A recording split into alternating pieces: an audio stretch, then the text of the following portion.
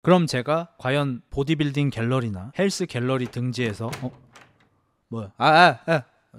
일단 나가. 됐어. 예, 안 먹어요.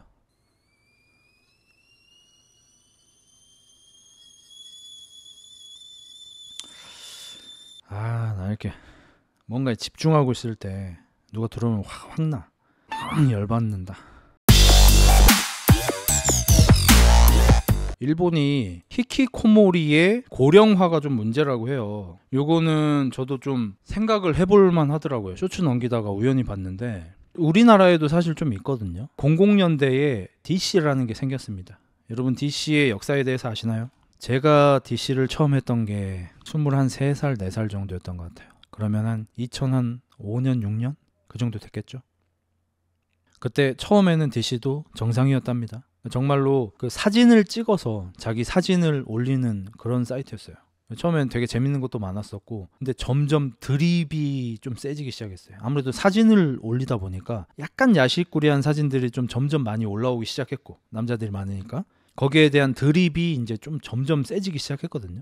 그러면서 이제 점점 강한 음지화가 시작됐는데, 그럼에도 불구하고 과거의 DC는 지금같이 맵진 않았어요. 그리고 이제 저 개인적으로는 DC 때문에 우리나라도 약간 일본의 히키코모리와 같은 사람들이 좀 생기지 않았나.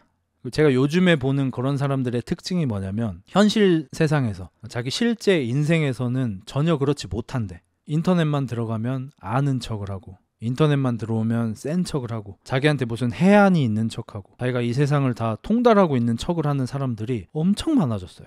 이게 왜냐면 그런 커뮤니티의 특이에요. 예를 들어서 제가 눈팅하는 커뮤니티 중에 NBA 매니아라는 곳이 있거든요. 거기는 일단 기본적으로 젠틀하기도 하고요. 거기는 아이디를 여러 개를 쓸 수가 없어요. NBA 매니아 같은 곳은 아이디가 진짜 마치 주민등록증 같은 그런 느낌이어서 아이디를 하나밖에 못 쓰고 이중 가입을 하거나 이러면 영구 밴이 돼요. 조심스럽게 활동을 할 수밖에 없죠. 그리고 이 사람이 누군지를 사람들이 아니까 무례한 얘기 같은 것도 잘 하지 못하고, 거기에서 안 좋은 정치질 이런 것도 못해요.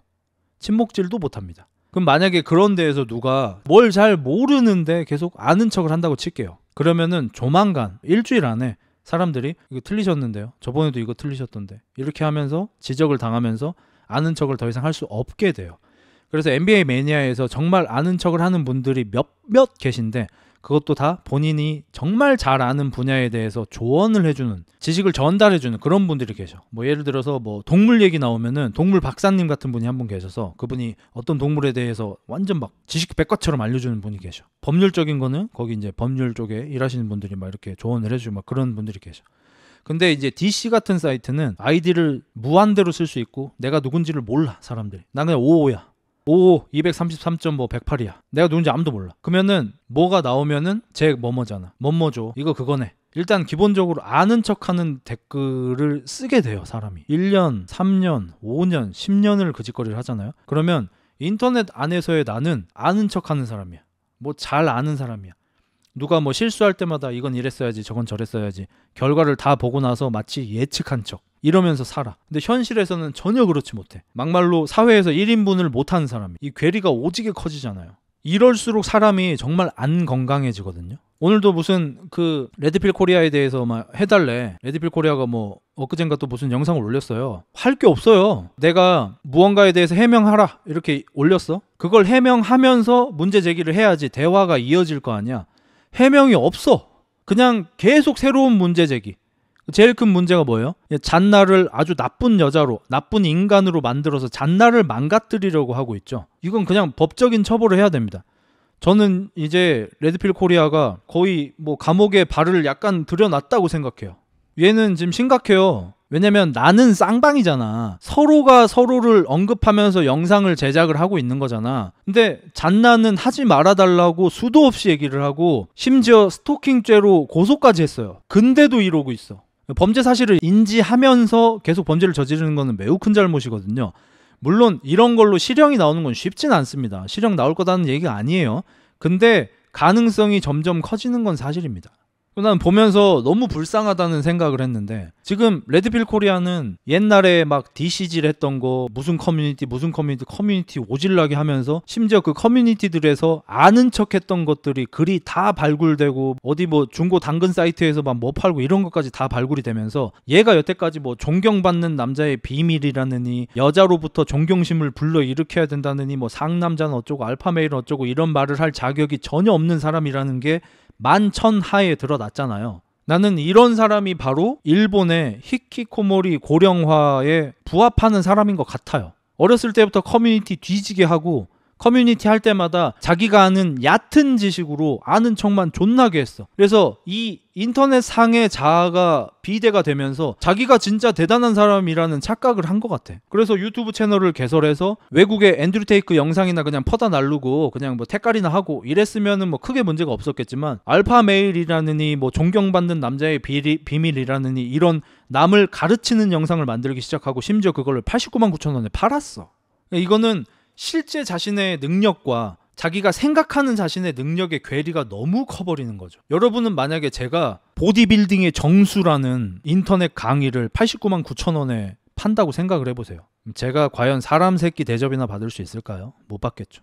근데 여러분, 심지어 저는 피트니스라는 업종에서 적어도 레드필이 연애 쪽 관련해서보다는 그나마 어느 정도의 업적이라도 있죠. 왜냐하면 저는 트레이너 경력이 10년이 넘고 제 체육관도 제 헬스장도 운영을 해봤던 사람이고 저한테 운동을 배워서 몸이 좋아지는 사람도 케이스도 되게 많고 헬스 유튜브 채널을 하면서 수십만 유튜브 채널도 만들었으니까. 그럼에도 불구하고 제가 만약에 보디빌더의 길, 보디빌딩의 정수, 존경받는 보디빌더 이러면서 89만 9천 원짜리 인터넷 강의 런칭을 했잖아요. 저는 아마 보디빌딩 갤러리에서 믹서기에 갈릴 겁니다.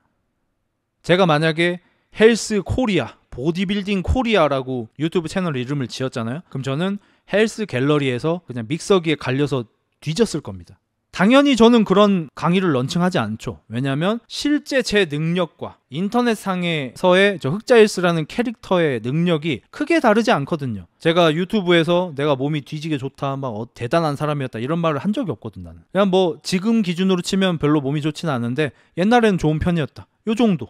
그냥 조그만한 대회에 나가서 입상은 몇 번 했었다, 요 정도 사실대로 얘기를 하거든. 근데 내가 만약에 개처럼 장사를 한다고 쳐볼게. 내가 옛날에 대학교 다닐 때 진짜 3대 운동을 잘했거든. 어느 정도였냐면 내가 대학교 2학년 때 데드리프트를 하는데 내 동기들, 내 선배들, 나보다 데드리프트를 더 예전부터 해왔던 그런 사람들, 내가 데드리프트를 하는 걸 보더니 너는 진짜 바벨을 죽일 듯이 데드리프트를 하는 것 같다. 데드리프트라는 어원이 혹시 너 같은 사람이 아니었을까? 뭐 그런 얘기를 하더라고. 요즘에 파워리프팅 시합 같은 게 많이 열립니다. 그런 시합에서 왜 나를 초청을 못하는 줄 알아? 내가 만약에 거기 가서 데드리프트를 하잖아? 구급차 불러야 돼. 나랑 같이 시합장에 선 사람들 다 쓰러질 거니까. 제가 예전에 헬스장에 갔을 때 일인데 제가 그날 벤치프레스를 하는 날이었어요. 근데 어떤 여자 회원이 복장을 보건대 헬스를 굉장히 열심히 했다고 보기는 많이 어려운 그 정도의 여자 회원이, 왜냐면 지급복을 입고 있었으니까, 회색 그거. 그래서 내가 벤치프레스를 하려고 회전근개를 스트레칭을 하고 있는데 그분이 벤치프레스 바벨에 손을 잡고 레그 레이즈라는 운동을 하고 있더라고. 그래서 내가 가서 조심스럽게 얘기를 했어요. 여기 이 기구는 벤치프레스라는 운동을 하는 기구고 당신은 지금 복근 운동을 하고 있으니 그 복근 운동은 다른 곳에서도 할 수 있으니 자리를 비켜달라. 정중하게 얘기를 했죠. 그랬더니 그 여자가 뭐라 했는지 알아? 3세트만 더 하겠다는 거야.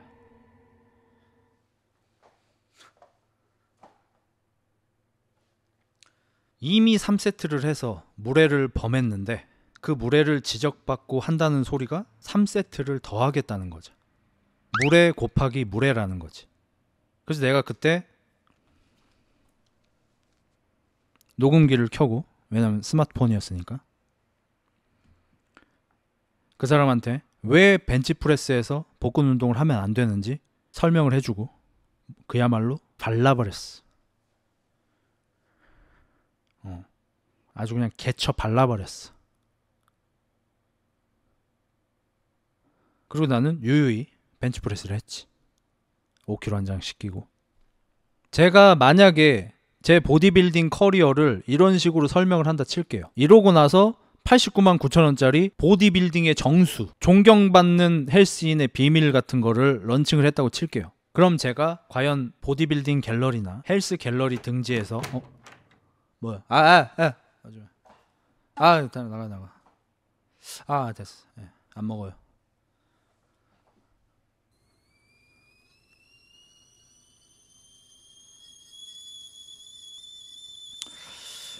나 이렇게 뭔가에 집중하고 있을 때 누가 들어오면 확 나. 진짜 열받는다. 어디까지 얘기했지?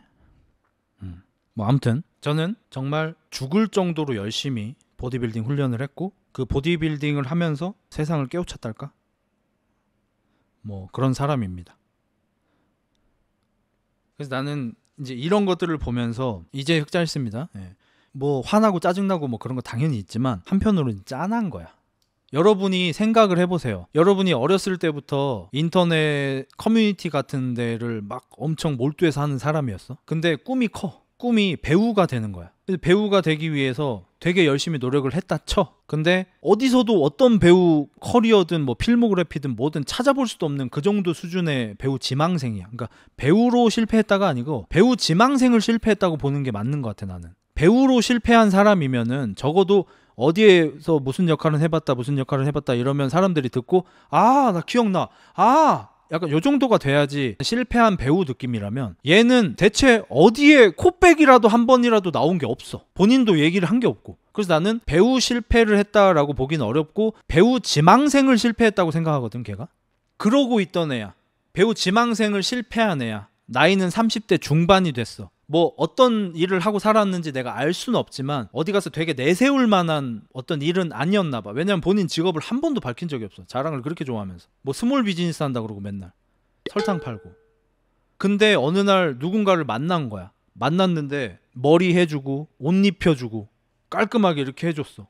나 잘생긴 듯? 막 꾸며놓으니까 괜찮아. 그러더니 나보고 강의를 하래. 무슨 강의를 하냐 그러니까 존경받는 남자의 비밀. 멋진 남자, 존경받는 남자. 얘기를 들어봤어. 자기가 뭐 강의를 했는데 얼마를 벌었대. 막 1년 반 동안 뭐 6억인가를 막 벌었대. 벌 수 있대. 강의 얼마? 15,000원 할까요? 89만 9천 원에 팔지. 이것만 성공하면 포르쉐 타는 겁니다. 롤렉스 차는 겁니다. 해서 열심히 준비해가지고 런칭을 했어. 실제로 그게 이틀 만인가 3일 만인가 매출이 6천만 원인가가 나왔대요. 나중에 환불이 좀 많이 생겼지만. 그래서 바로 롤렉스를 삽니다. 뭐 요트 마스터베이션인지 뭔지 뭐 그걸 삽니다. 어떤 기분 상태일지 여러분이 생각을 해보세요. 30대 중반까지 제대로 된 일을 하지를 못했어. 배우 한다면서 인생을 거의 10년 가까이를 허비를 했어. 배우로서 이룬 건 아무것도 없어. 그래서 국비 지원 이런 걸로 코딩 같은 거 수업받고 있었어. 그런 30대 중반의 남자야. 근데 어떤 사람이 찾아와서 야, 넌 나랑 일 하나 같이 하자 해가지고 같이 일을 했는데 3일 만에 매출이 막 한 6천이 찍힌 거야. 그리고 그분이 사기꾼이 아니라 진짜로 돈을 줬어. 그래서 롤렉스를 사서 롤렉주 나 지금 내 인생 뒤졌어. 이제 어떻게 될 줄 몰라. 나 터졌어 지금. 로또 터졌어 지금. 인생에 3번의 기회가 있다는데 2번은 내가 치느라 넘겼어. 까먹었어. 근데 잡았다 요놈. 탄탄대로 방송 켜가지고 롤렉스 보여주고. 내 드림카가 911이거든요. 포르쉐. 이제 뭐 조만간 포르쉐를 살 수 있을 것 같은데 근데 내가 원래 그 까레라를 살라 그랬는데 찬우님이 그걸 먼저 찜한 거야. 그래가지고 같은 차를 살 수는 없잖아 게이처럼. 그래서 나는 다른 포르쉐를 사야 될 것 같아요. 뭐 사지? 이러고 있었어. 지금 내 인생이 지금 폭죽이 터지기 직전이야. 곧 있으면 터져. 거의 지금 몸이 떠 있어. 거의 날고 있다고 지금 내 인생이 지금. 근데 너 나랑 일 하나 같이 하자 했던 내 사장이 어디 털복숭이 유튜브 채널에 나가가지고 금비대는 건강에 안 좋아요. 뒤에 팔이 안 닿아서 뒤에서 공격하면 막지를 못해. 전쟁 나면 다 죽어. 그 바디 프로필 있죠? 나 지금 살 빼서 찍어도 몸짱이야. 바디 프로필 성노동자처럼 사진 찍어. 요 한마디 해서 흑자 헬스 끌어당기고 흑자 헬스한테 조목조목 비판당하니까 홍보 담당관님 환영합니다. 어세요. 어시라고요. 요거 해가지고 바로 끝났어. 몸이 이제 떴어. 무빙 주인공처럼. 근데 넌 나랑 일하는 갸취하자. 그 사장님이 털복숭이 유튜버 가가지고 말실수 한 번 한 다음에 끝났어. 얘의 분노가 어느 정도일지 너네 예측이 돼?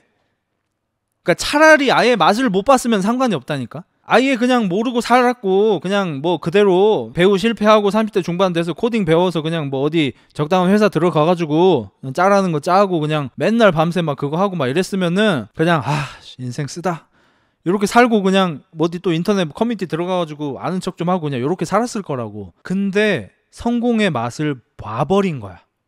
야, 너 나랑 일 하나 같이 하자. 따라와. 옷 사줘. 이게 성공의 맛이야. 이게 뭐예요, 찬우님?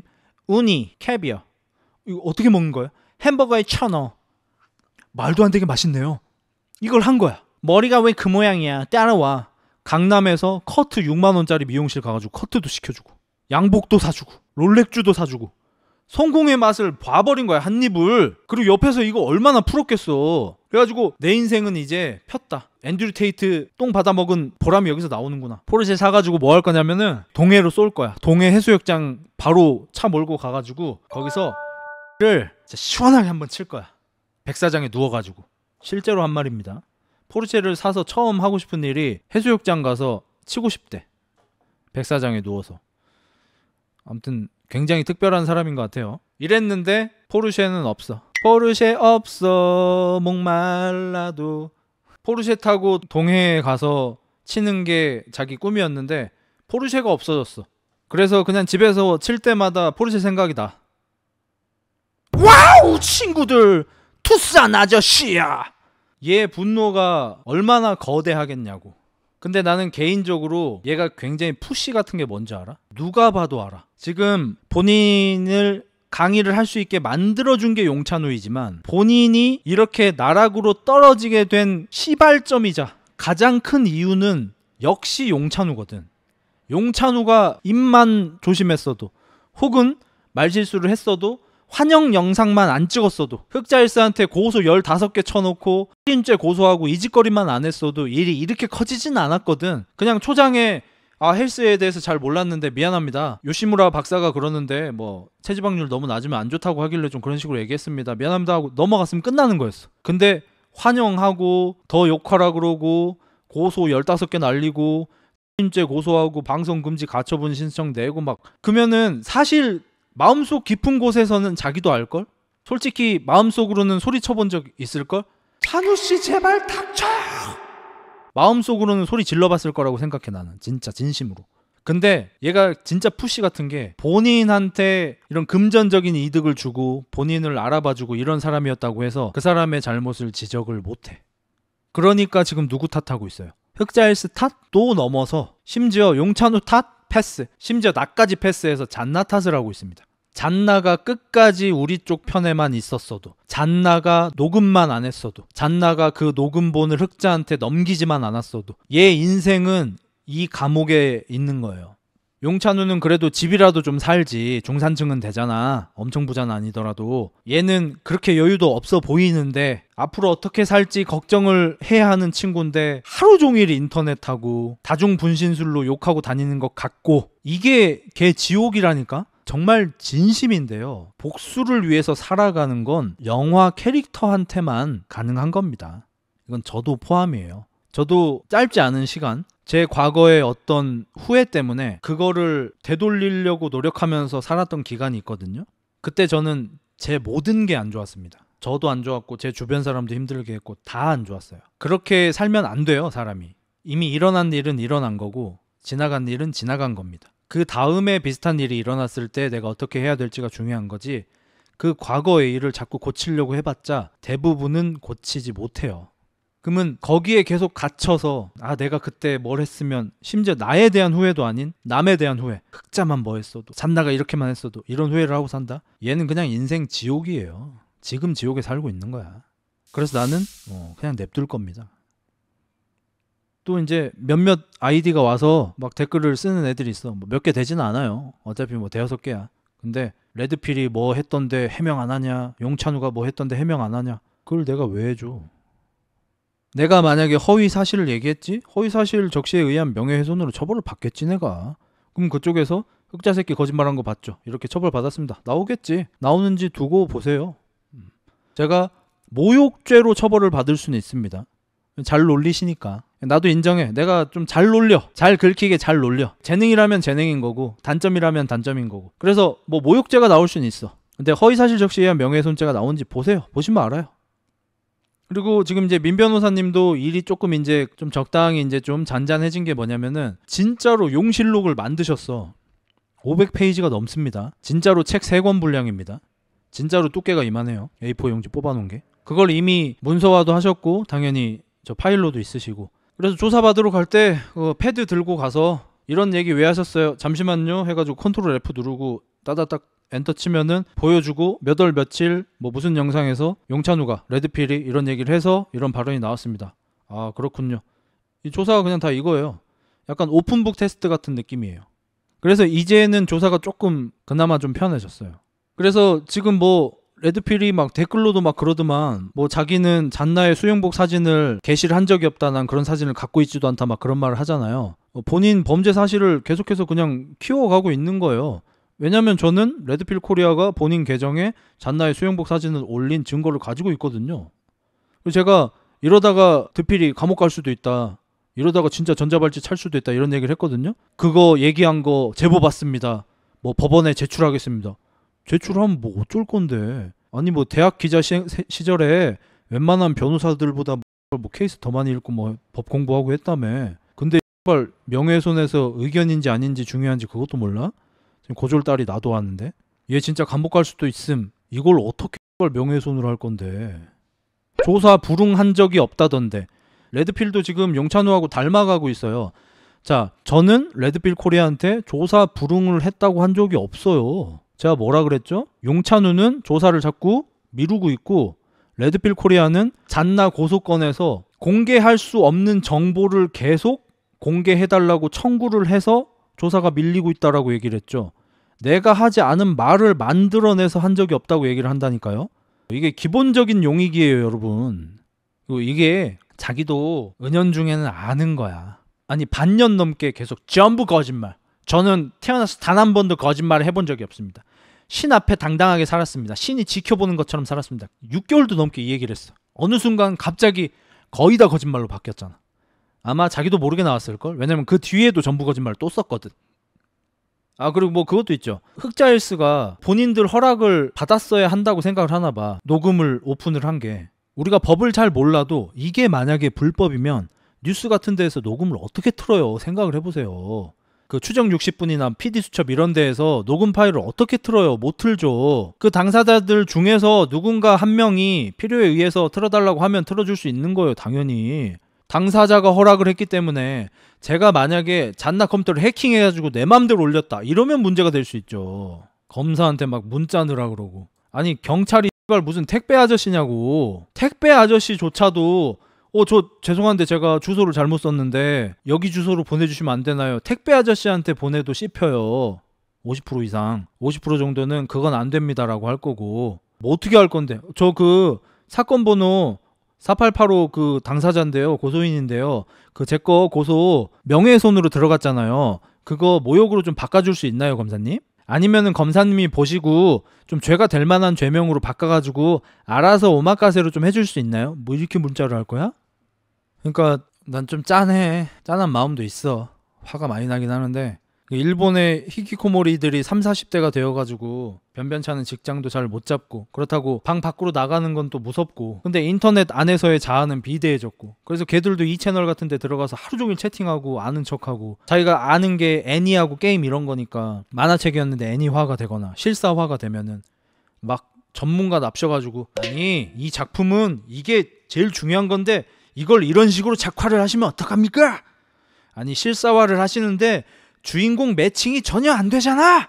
여자 주인공을 바꾸라고 이런 짓거리를 10년 넘게 하고 있다고 생각을 해봐. 얘가 어떻게 사회에 다시 적응을 해. 이러니까 일본의 지금 사회 문제라고. 난 이 사회 문제를 보면서 드피리가 계속 생각나. 그러면서 상대 무슨 뭐 로펌이었던 것 같은데요. 이러니까 설마 김앤장? 태평양? 막 이러고 있고 어디서 주워 쳐들은 건 있어가지고 난 진짜 그거 들으면서 어떤 생각이 들었냐면 네이버 같은데 그 차 검색하면 나오는데 거기 게시판 있잖아. 거기 가보면은 아반떼 현대차하고는 야 제네시스 이번에 G80 예쁘긴 한데 승차감 너무 안 좋지 않냐? 그런 사람들 중에 만약에 차가 없는 사람이 있다면 얼마나 슬플까?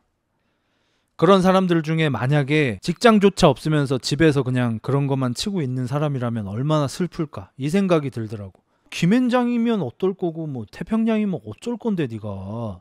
변호사도 다 급이 있다고. 전 지구 꼴등 변호사도 니보다는 훨씬 잘 알겠지. 잘 살겠지. 변호사가 1000만 명쯤 있어서 1000만 등 변호사가 있다면 그 사람도 너보다는 훨씬 잘 먹고 잘 사시겠지. 법도 훨씬 잘 아시고. 그러니까 이게 나는 누구한테나 조금은 있다고 생각해요. 예를 들어서 저도 롤을 볼 때 여기서 왜 풀 썼어? 궁 좀 아끼지. 뭐 이런 얘기를 할 거 아니에요. 실제로 나는 골딱인데 골드도 버스 타서 겨우 간 새끼인데 이런 거 누구나 다 있을 거예요.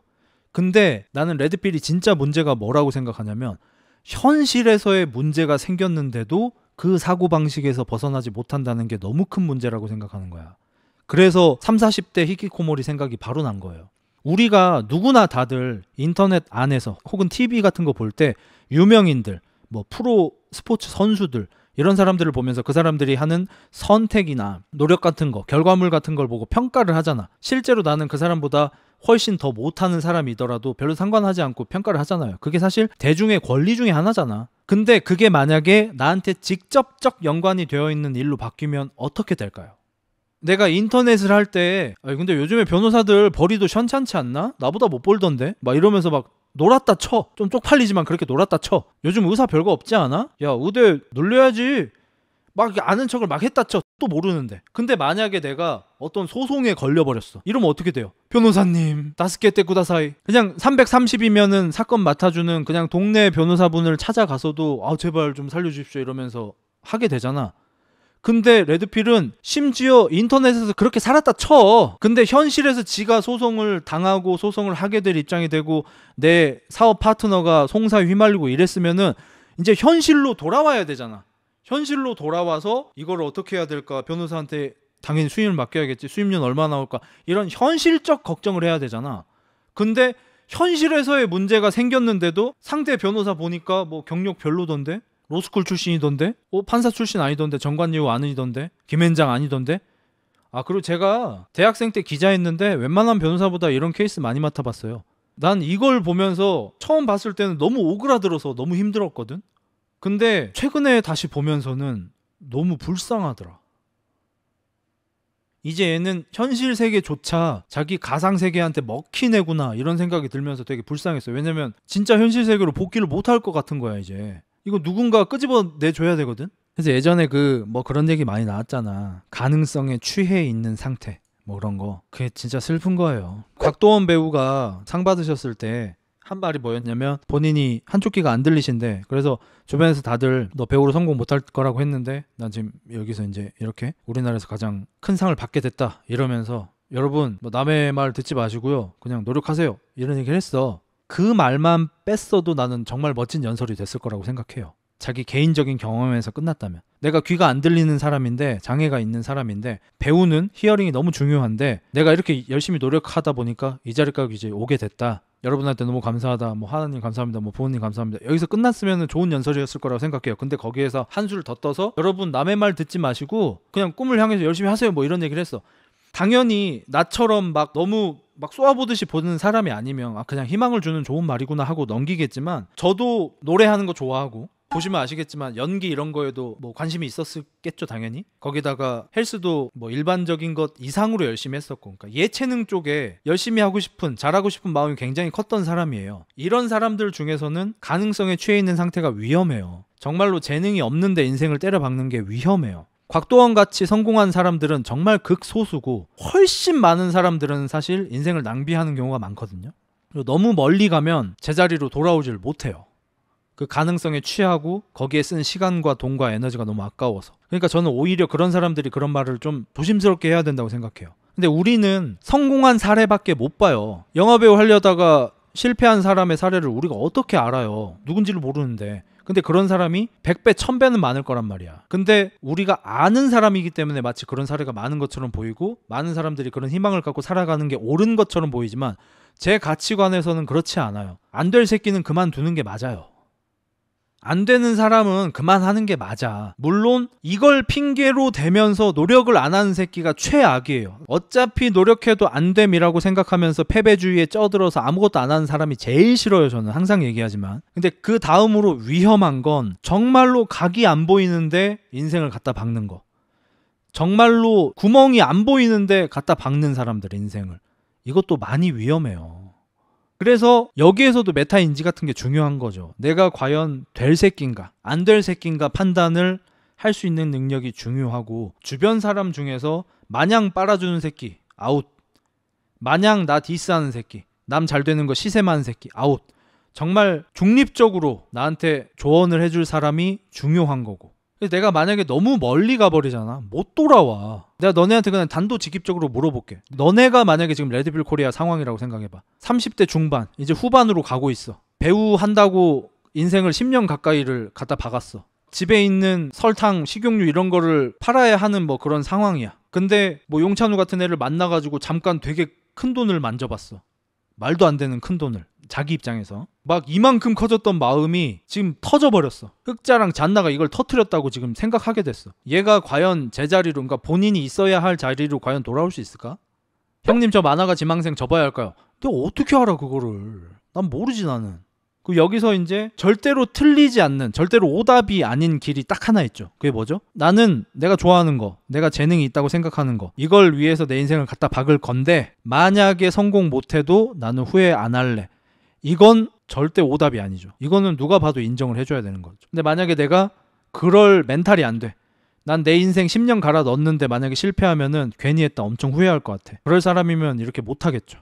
예를 들어서 뭐 장사 같은 거나 뭐 이런 거 볼게요. 회사 다니시다가 순간적으로 욱해가지고 뭐 회사에서 안 좋은 일이 있었든 혹은 장사하는 집을 봤는데 이거 나도 할 수 있을 것 같은데 장사가 이렇게 잘 돼? 사장님이 매출이 얼마나 나와요?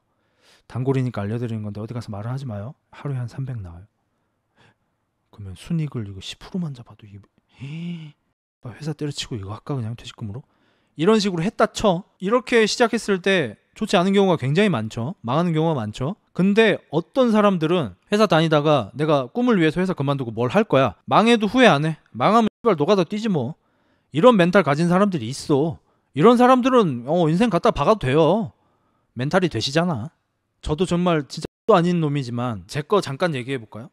저도 옛날에 운동할 때는 미친 새끼라는 말 들었어요. 물론 이제 요즘에 진짜 운동 열심히 하는 사람들, 뭐 이용승, 박재훈, 막 이런 사람들 운동하는 거 보면은 내가 옛날에 열심히 했다고 생각한 게 사실은 더 할 수 있었구나. 저 사람들에 비하면 그렇게 열심히 한 거 아니네. 요즘에는 알고 있지만 예전에 저는 어쨌든 제 주변 사람들 중에 제가 제일 열심히 했고, 제가 처음에 운동을 시작했을 때는 19살 때였죠.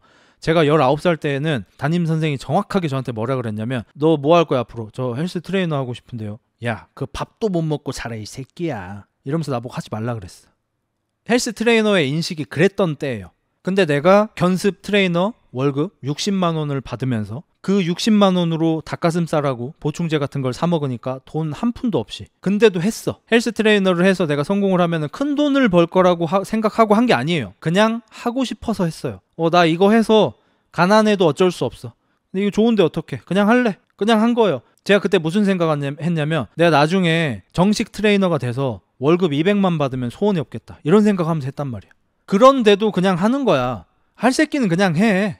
근데 뭘 할 때마다 자꾸 무슨 동기부여 찾으러 다니고, 내가 이 길이 맞는지 안 맞는지 모르겠어요 이러면서 고민 상담소 온천지 싸돌아다니고, 그런 분들이 잘못했다는 아니에요. 아니 당연히 멘탈이 흔들리니까 누구나 그럴 수 있지. 너무 힘드시니까 그럴 수 있지. 근데 솔직히 할 새끼는 그냥 합니다. 그리고 저는 실제로 그때 내가 만약에 헬스 트레이너를 하다가 잘 안 되면 노가다 하러 가지 뭐. 그냥 이런 생각으로 그냥 했어. 곽도원 아저씨 같이 말하는 사람들이 위험한 게 뭐냐면, 실제로 지 인생을 다 걸고 있지 않아. 애매해. 존나 흔들리고 있고 노력도 적당히 하고 있어. 이런 사람들이 곽도원 아저씨 말에 얘기를 듣고 나 안 틀렸네. 아 이게 맞네. 주변에서 다 하지 말라 그러는데 곽도원 아저씨 해냈네. 나도 해낼 수 있음. 이러면서 남들 하는 거 다 해. 놀러 갈 때 놀러 가고 애인도 사귀고 맛집도 찾아다니고 쉬고 싶을 때 쉬고 게임도 하고 싶은 건 다 하는 거야. 저 존나 겜창인 거 여러분 아시죠? 저 게임 정말 진심으로 합니다. 시청자가 반토막 3분의 1토막 나도 게임 방송도 종종 합니다. 그 정도로 제가 게임을 좋아해요. 저는 헬스 트레이너 할 때 5년 이상 게임을 끊었어요. 그 정도의 간절함이었습니다. 이거를 웃는 사람도 있을 거야. 아니 게임 끊는 게 뭔 간절함이야. 게임은 저한테 그 정도의 가치가 있어요. 정말 좋아해요 게임을 제가. 왜냐면 게임 세계 안에서 현실 세계보다 더 진지하게 살았으니까. 어렸을 때 저 해외여행 한 번도 안 가봤어요. 저 신혼여행 강원도로 갔어요. 헬스 트레이너 할 때 신혼여행을 갔으니까. 왜? 뭐 돈도 돈인데 돈 와이프한테는 있었거든. 헬스장을 쉴 수는 없잖아. 오래 쉬어봤자 3일인데 3, 4일인데. 그래서 그때 4일인가를 쉬었는데 하루는 결혼식하고 3일은 강원도에 신혼여행 2박 3일로 갔다 왔어요. 근데 이 정도로 해도 저 새끼 미쳤다 이런 얘기 안 나와요. 진짜 미친 새끼는 저보다 더해. 저 운동할 때도 제가 이제 어렸을 때 돈을 집에 좀 줘야 돼서 노가다도 하고 숙직 노가다도 하고 객지에 가서 용접 보조공 뭐 이런 거 했단 말이에요. 정말 촌에 가서 숙식 노가다를 할 때는 헬스장이 없어요. 차 타고 40분 정도를 나가야지 읍내야. 그 읍내에 휘트니스 센터가 하나가 있는데 다 녹슬어서 뒤져가는 뭐 그런데. 그러니까 헬스 기구들이 죽기 전에 오는 곳. 그런 데를 갈라 그래도 차 타고 한 3, 40분이야. 내가 차가 있어? 당연히 없지. 못 가 운동하러. 그래서 용접하는 곳이어서 H빔이 쌓여 있었어요. H빔 잡고 턱걸이 했습니다. 쇳덩어리 같은 거 주머니에다가 넣고 딥스하고 중량 훈련하려고. 그 지랄로 운동을 했어요. 이 정도로 해도 개미친 정도는 아니에요. 나보다 더 미친 새끼처럼 하는 사람 많고 유튜브에도 이용승 아저씨 있잖아. 이용승 아저씨만큼은 안 했어 나는. 아놀드 볼게요. 아놀드 타령해서 씨발 대회 나가고. 아놀드 일화 중에 그거 있어요.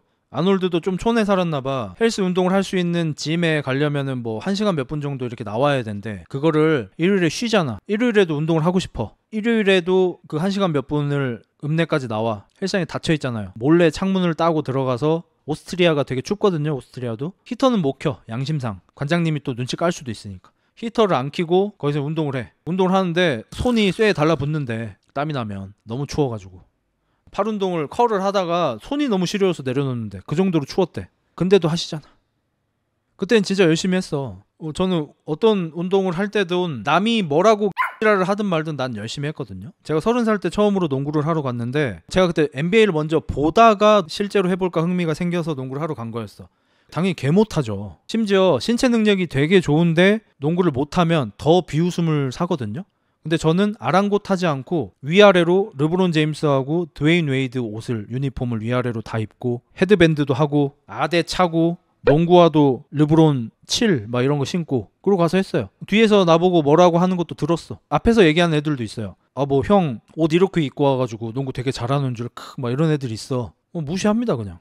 어쩌라고. 그 새끼 때문에 왜 내가 휘둘려야 돼. 아 난 르브론 제임스가 좋아. 드웨인 웨이드가 좋아. 그래서 나 그때 돈 많이 없었는데 큰맘 먹고 유니폼 샀어. 그걸 입고 농구를 하고 싶어 내가. 농구를 잘 못하지만. 그리고 농구 존나 열심히 해. 그 새끼들한테 휘둘릴 필요가 없어. 그냥 열심히 하면 되는 거야 나는. 그때쯤에 자전거도 탔거든요. 자전거방 아저씨가 나한테 대놓고 얘기를 해. 자전거를 잘 타기 좀 어려운 체형이라고. 내가 자전거 아저씨한테 물어봤어. 전국적으로 좀 유명한 코스가 있었어요. 우리 동네에. 오르막 코스. 거기 몇 분에 올라가세요? 말도 안 되더라고. 내가 그때 처음 거기 올라갔을 때는 한 번에 못 올라갔고 중간에 쉬어버렸고 두 번째인가 세 번째부터 이제 한 번에 올라가기 시작했는데 막 45분 막 이렇게 걸렸거든. 그 자전거방 아저씨가 15분 몇 초에 올라간다는 거야. 나보다 3배가 빨라. 그거 듣고 아 씨발 나 X밥이구나. 아 그냥 존나 짜져서 타야지. 솔직히 얘기할게요. 아 씨발 남자로 태어나서 그렇게 살 거면은 너무 아쉽지 않아? 그 자전거방 아저씨가 15분에 타든 말든 나랑 뭔 상관이야? 그냥 들었어. 아 진짜 잘 타는구나. 아 죽이네. 나도 열심히 타야지.